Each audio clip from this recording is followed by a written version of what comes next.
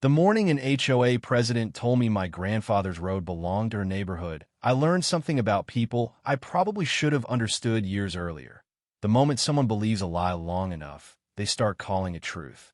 She showed up at the edge of my gravel road, just after sunrise, clipboard tucked under one arm, sunglasses on like she was inspecting a construction site instead of standing on someone else's land. "Morning, cold," she said casually.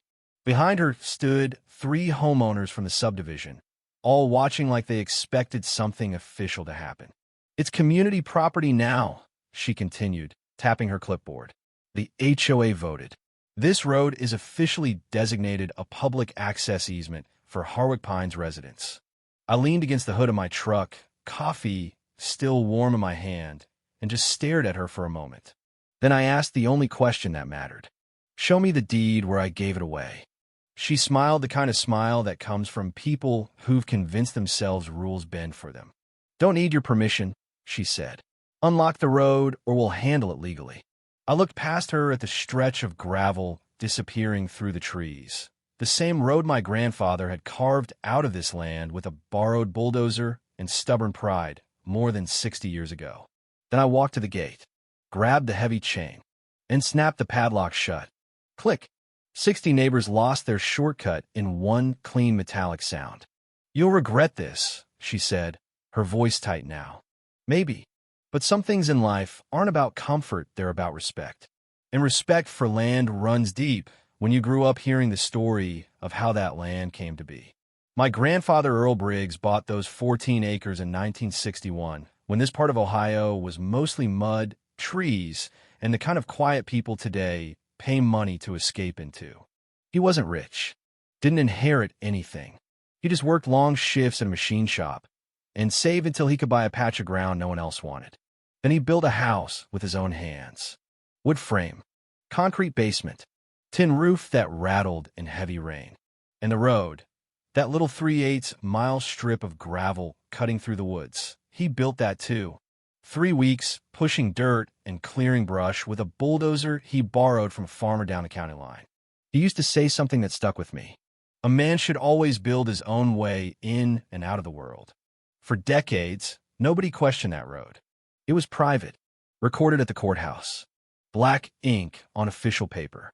When my grandfather died, the land passed to my father. When my father died of a heart attack at 62, stress, cigarettes, and too many years of working through pain, the land came to me.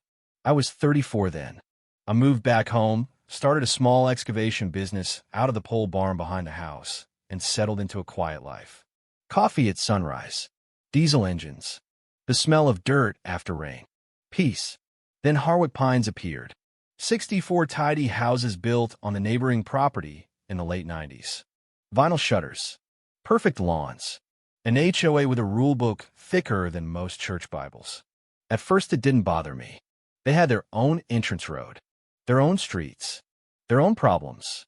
But somewhere along the line, the developer, a man named Preston Halford, had told early buyers something convenient. He told them they could use my road as a shortcut to the county highway. No easement, no paperwork, just a promise about land he didn't own. And like most convenient lies, people believed it. For years, residents drove through my property. Morning commuters, delivery trucks, teenagers cutting through after school. I put up signs sometimes, waved people off. Most ignored me, and I told myself eventually people would stop. That was my first mistake. My second mistake was underestimating a woman named Renata Voss. Renata had recently become HOA president, and she treated that position like it was a small government office. Color-coded binders, newsletter emails, community meetings about lawn height and mailbox paint colors. She loved authority, and when she looked at my grandfather's gravel road, she saw opportunity.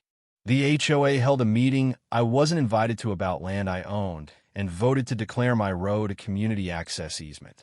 Then they mailed me a letter informing me of the decision. Not asking, informing. I called my attorney. Harriet Sloan had practiced property law in Ohio for 26 years and had a talent for explaining complicated things in simple terms. She read the HOA letter once and chuckled. "This isn't legal," she said. "What is it then?" A strongly worded opinion. Ohio law requires 21 years of hostile use to create a prescriptive easement. Hostile means the owner fights you. But my grandfather had posted signs, and I had repeatedly warned drivers. That made their use permissive. And permissive use destroys prescriptive claims. Harriet sent a cease and desist letter. Clean, precise, legally airtight. Ranata ignored it. Instead, she filed a complaint with the county, claiming my refusal to allow access was a public safety risk.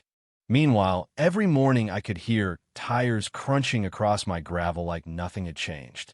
It's a strange feeling, hearing strangers treat your land like a public street. Cold anger builds slowly. Not explosive, just steady. Like water rising behind a dam. Then one Saturday morning I looked out the window and saw something almost surreal. A dozen HOA residents were planting marigolds along my road. Bright orange flowers, mulch, and a cheerful wooden sign that read, Harwick Pines Community Path. I watched for 45 minutes. Then I climbed onto my tractor, pulled the sign out of the dirt, and loaded it into my truck. The flowers I left. They hadn't done anything wrong. But something unexpected started happening after that. People inside the subdivision began calling me. A retired football coach named Warren. A county records clerk named Dolores. A landscaper named Fetch Calloway. Not everyone believed Ranata. Not everyone wanted to fight. And Dolores found something that changed everything. She worked in the county records office, which meant she had access to the original development files from when Harwick Pines was built. One evening, she called me, sounding like someone who had just uncovered a buried secret. Colt, she said carefully, the developer told the county your road was already a community access route. My stomach tightened. That statement had been written into the subdivision approval paperwork in 1998, which meant the developer had used my grandfather's road, without permission, to satisfy a legal requirement for building the neighborhood. In plain English, Harwick Pines existed because of a lie about my property. The entire HOA claim to my road rested on that lie. When I told Harriet, she listened quietly for a long moment. Then she said something that made me laugh out loud. Cole, go buy yourself a gate. So I did. 14-gauge steel. 16 feet wide. Powder-coated matte black. Private property. No trespassing. Briggs Parcel 09-4. While a local fabricator built the gate, Harriet assembled what she called the package. Fraud documentation. Conflict of interest evidence involving Renata's husband on the County Planning Commission. Witness statements. In one interesting audio recording, Fetch had recorded Ranata offering him the HOA's landscaping contract if he stopped helping me. That recording went straight into our legal file. Meanwhile, a young reporter from the county newspaper began digging through public records. The story was no longer about a stubborn landowner. It was about a fraudulent development approval. 3 weeks later, the gate was ready. On a cold November morning before sunrise, Fetch and I set the posts in concrete. The ground smelled like frozen dirt. Our breath hung in the air. At 8:30 a.m., I swung the gate shut, threaded the padlock, and snapped it closed. Click. The first SUV from the subdivision arrived 17 minutes later. Stopped, looked at the gate, looked at the sign, then slowly backed away down the road. That evening, the HOA called an emergency meeting. 60 angry homeowners filled folding chairs inside their community center. Ranata stood at the front with her binder, trying to sound confident. Then Harriet spoke. For minutes. Calm. Precise. She explained the fraudulent developer affidavit, the legal exposure, the bribery recording, the planning commission conflict of interest. Then she placed our settlement agreement on the table. Remove the easement claim. Acknowledge the road is private. Pay legal fees, or the story goes public and the attorney general gets involved. The room went silent. Finally, someone spoke. Not Ranata. Her husband. Ranata signed it. She did. Just like that, the road was mine again. The HOA paid $12,000 in legal fees. Ranata quietly disappeared from HOA leadership the following year. Her husband resigned from the Planning Commission 2 weeks later. and the county opened an investigation into the developer who started the whole mess decades earlier. Today, the gate still stands. Strong, black steel against the Ohio woods. I replaced the padlock with a keypad lock eventually. Gave codes to 4 people. The fire chief, the neighbor with farmland access, Warren, and Fetch.